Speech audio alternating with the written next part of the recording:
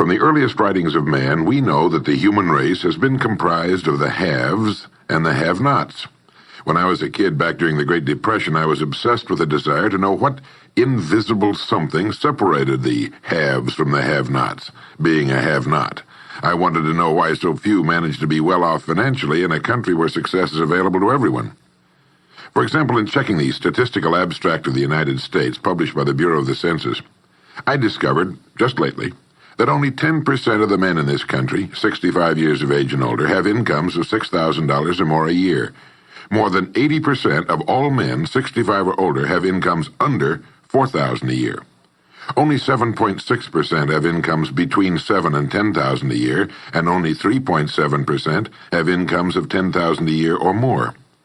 A man starts his working career in his 20s, often earlier. He's fortunate in that he lives in the free world. He has better than 40 years to make the grade financially in the richest country on earth. Yet, according to the statistics, only about 10 out of 100 will be financially secure by the time 65 rolls around, and only about 4 men out of 100 will be financially comfortable. Now, why? Well, let me tell you how to find out for yourself. Conduct your own survey. Start down the street in your neighborhood on any Saturday or Sunday and ask the man of every house 2 questions. The first question is, what are you doing at the present time to increase your income now? That is, how much do you want to earn? And when you've evaluated the blank stare you get in response to that question, ask question number 2, which goes, how much money are you planning to be worth at age 65? Now, when the silence becomes too unnerving, thank him and move on to the next house.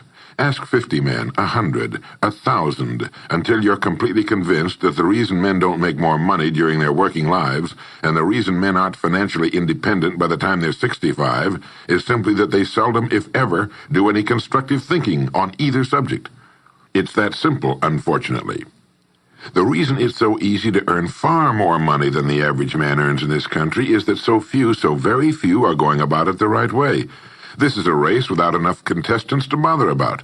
The few who are really in the race can all be winners. Some will finish ahead of the others, but even the man who finishes last in this race will be financially secure. Most people, more than 90%, aren't even in the race. To prove it, ask yourself the 2 survey questions. Up until the time you started listening to this message, what were your plans for increasing your income? How much do you want to earn? And how much money had you decided to be worth by the time you're 65? You see, people who earn large incomes aren't lucky, and they're not crooks, as those without money are so fond of pretending, nor are they endowed with more brains or talent necessarily than their friends and neighbors, nor are they privy to occult secrets, and only a very few were lucky enough to have had rich fathers or grandfathers. Most of the people earning the big incomes today started the same way you and I did, and most other people. The only difference between the men who earn big incomes and those who earn small incomes is that those earning big incomes decided to earn more. They're the people who made it their business to earn more.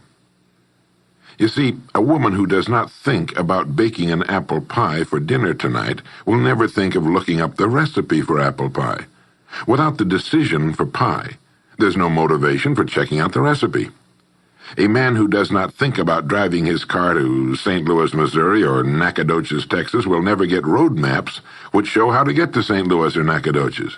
And a man who never decides to earn more money will never think of learning how, of looking up the rules for earning more money. You see, people do what they make up their minds to do.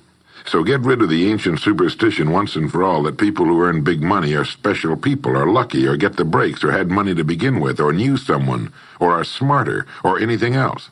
These are alibis. They can all be disproved 1,000 times. The reason there are so many of these alibis around is that men who fail to make the grade financially are seldom honest enough to just admit that they really didn't try and keep trying. So in order to justify their failure, in order to remain seated, they dream up and pass along these old alibis. We're all self-made, but only the successful will admit it. I once had occasion to visit Charleston, South Carolina. I'd never been there before, so I hired a taxi to drive me around the historic old town. I particularly wanted to see the battery where that famous shot was fired on Fort Sumter.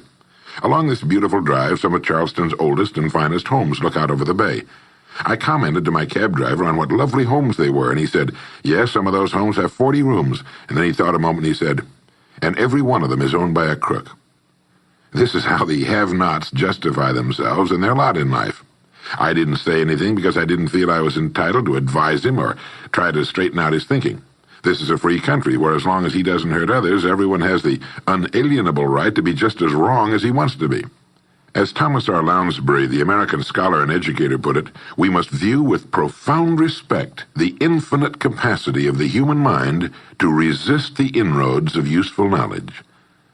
My taxi driver and men and women like him all over the world have been kidding themselves and holding themselves down and refusing the bounty and abundance of the world for centuries. Knowledge is available to everyone. We can either listen to those qualified to teach us, or we can go along with those ancient stumbling blocks we get from people who don't know any more than we do. The truth, incidentally, about those homes along that beautiful drive is that they were built by the men and women who made the largest contribution to the city of Charleston.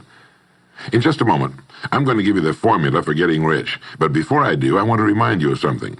Before a jet pilot begins his takeoff from an airport, he carefully goes over a checklist, item by item. He does this not only because it's required by law, but because he cannot afford to trust so important a job to his memory alone. He has another checklist that he goes over just as carefully before he begins his letdown at his destination. He does this without fail every time he takes off and every time he lands.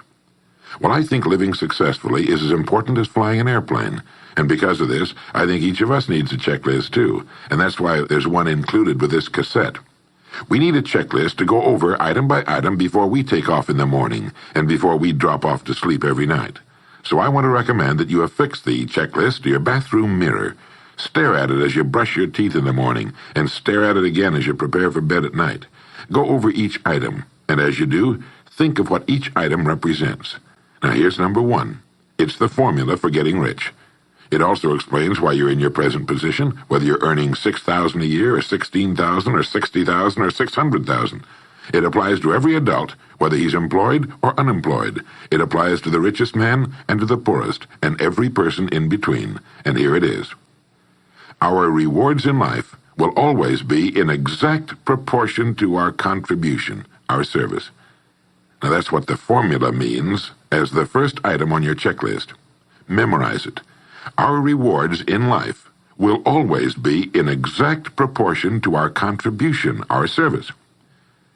Listen to it, think about it until you know it emotionally as well as intellectually.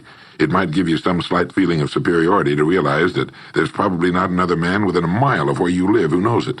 You can add it as a question on your survey if you want proof of that. If you want it in another form, here it is as it applies to a man's job. It's the same thing really, the same thing applies, but you can express it differently. The money you're paid by the company you work for will always be in direct ratio to the need for what you do, your ability to do it, and the degree of difficulty involved in replacing you. Maybe you want to write the formula down in both of its forms and think about it until it's as much a part of you as your name. The reason it isn't spelled out on your checklist is because you might not want everyone to know what you're up to. The checklist is valuable only to a person who knows what the words really indicate. All right, you've got the formula. As you think about it, its meaning will become clearer to you. With the formula, there are 2 rules which must be applied to properly use it. This formula, together with the 2 rules, is your recipe or your roadmap to earning all the money you really want. Now let's take a look at item number 2 on your checklist. And I'm serious about your putting this checklist on your mirror. You'll notice it's pressure sensitive. Item number 2, the gold mine. The Pulitzer Prize-winning playwright Archibald MacLeish in his play The Secret of Freedom wrote, "The only thing about a man that is a man is his mind. Everything else you can find in a pig or a horse." Strong words, aren't they? But as long as you live, you'll never hear a truer statement. The key to every human being's success lies in his mind, the gold mine between his ears. One idea can make you rich. A lot of good ideas can move you steadily upward in the work you do, and ideas are free.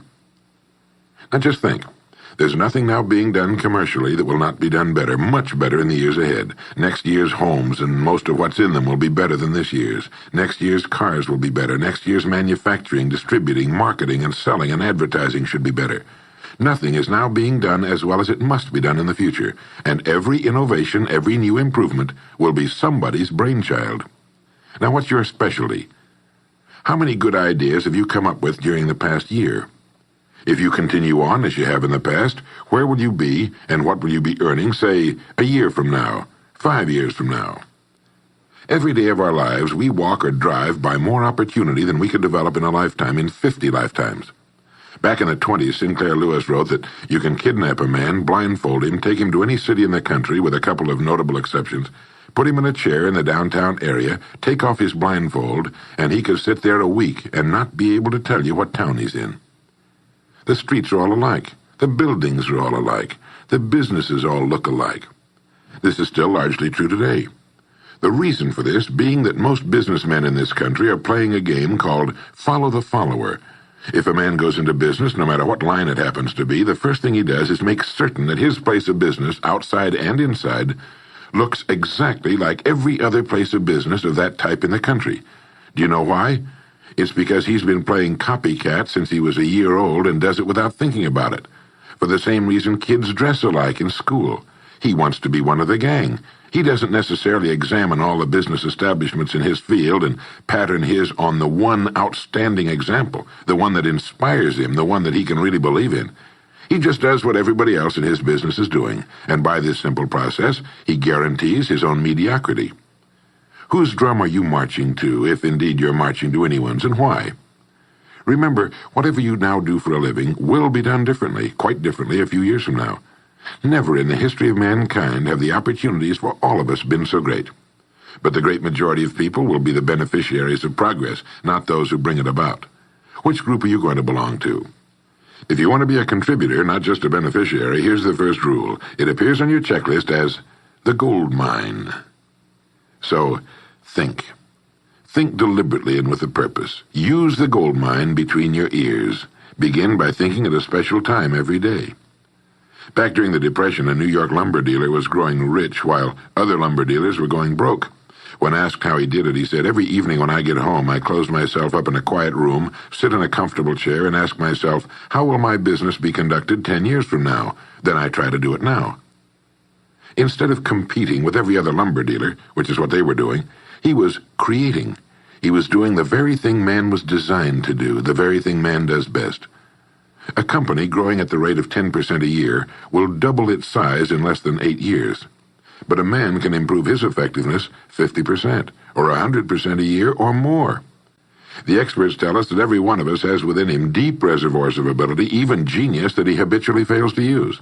Well, let's begin now to reach into these deep, rich areas of pure net profit and use more of our real abilities. Let's think. Here's the best way I've found to make yourself think. Start getting up a little earlier than you're accustomed to. Right off the bat, this gives you extra time that 95% of the men in this country are not using at all. 1 hour earlier a day gives you 6.5 extra 40-hour weeks a year. But at this time in the morning, take a refreshing shower, dress, get yourself a fresh, hot cup of coffee if you're a coffee man, and then sit down to a clean sheet of paper. At the top of the paper, write your financial goal. Now, this is the amount of money per year you intend to earn soon. Incidentally, you might like to keep this to yourself, too. It's nobody's business but yours. Then, start to think.